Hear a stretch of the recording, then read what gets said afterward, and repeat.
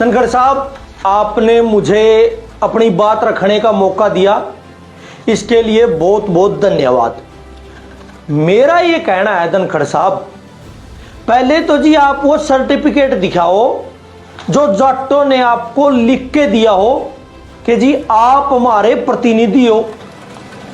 बताओ कहां लिखा है कि आपके साथ जो भी होगा वो जाट समाज के साथ हुआ माना जाएगा। पहली बात तो जी आपकी कोई इंसल्ट हुई नहीं। अगर आपकी ही बात मान भी लें तो जी इसका मतलब ये कैसे हुआ कि इससे सारे जाट समाज की इंसल्ट होगी।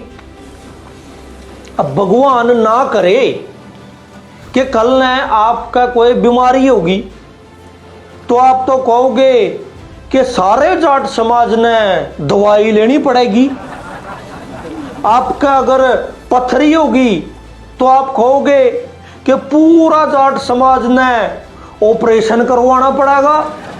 अब आपके साथ जो है, अगर वो पूरी जाति का मामला है तो आपने इतने सांसदों को सस्पेंड किया है, फिर तो वो भी उनकी सारी जातियों का मामला है।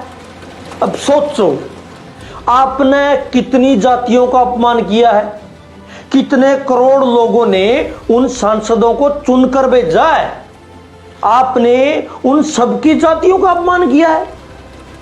कल को उनकी सारी जातियों के लोग आपके खिलाफ सड़कों पर उतर गए तो आप कहां जाओगे।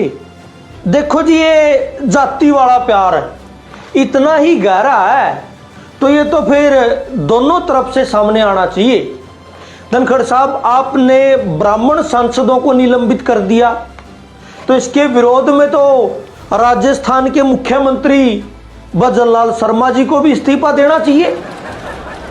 डिंपल यादव के निलंबन के विरोध में मध्य प्रदेश के सीएम मोहन यादव को भी इस्तीफा देना चाहिए। अब जब तक ये नहीं होता तो जाट समाज आपके समर्थन में क्यों आए जी। कमाल की बात हो रही है देश में, जाटों को छोड़कर बाकी सबने जाटों की इज्जत की चिंता होने लग रही है।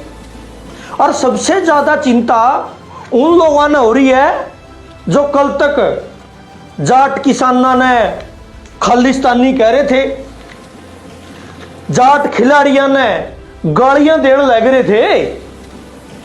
सर उस टाइम आपको याद नहीं आई कि आप एक किसान परिवार के बेटे हो, आप जाट परिवार में पैदा हुए हो।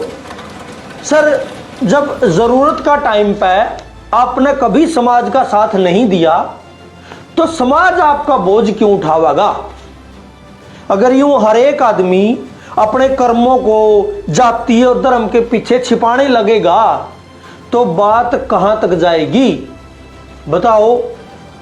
अब संसद में घुस कर प्रदर्शन करने वाले सारे नौजवान हिंदू हैं जिनको आपकी सरकार आतंकवादी बता रही है। मतलब आपकी सरकार सारे हिंदुओं को आतंकवादी बोलने लग रही है, उनकी जातियों को आतंकवादी बोलने लग रही है। धनखड़ साहब, आप जिस संसद के मालिक बने बैठे हो, याद है उसे संसद में किसानों को प्रधानमंत्री ने परजीवी आंदोलनजीवी कहा था। आप लोगों ने तो संसद में शहीद किसानों को श्रद्धांजलि देने तक से इनकार कर दिया था। तब आपको याद नहीं आया कि आप भी एक किसान के बेटे हो। चलो सर, अगर आपको आज ये याद आया है तो ये भी अच्छी बात है। तो आपको याद रखना चाहिए सर कि आप जनता के टैक्स के पैसों से इन बड़े बड़े पदों पर बैठे हो और जनता के टैक्स के पैसों से सुख सुविधाएं भोगने वाले जनता के सिर्फ नौकर हो। We are servant. आप कोई देवी देवता या भगवान नहीं हो कि जी आपकी कोई आलोचना नहीं कर सकता या आपका कोई मजाक नहीं उड़ा सकता।